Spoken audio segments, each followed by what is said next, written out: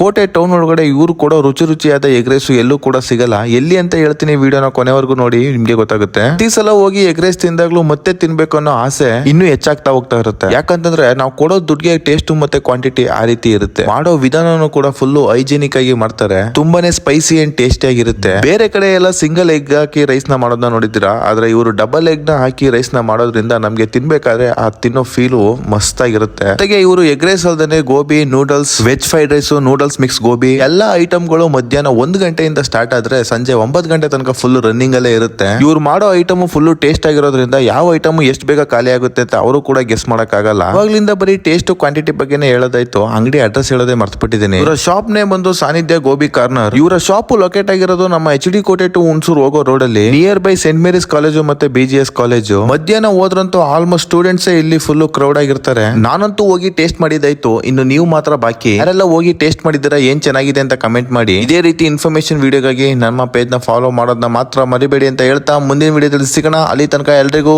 ಬಾಯ್.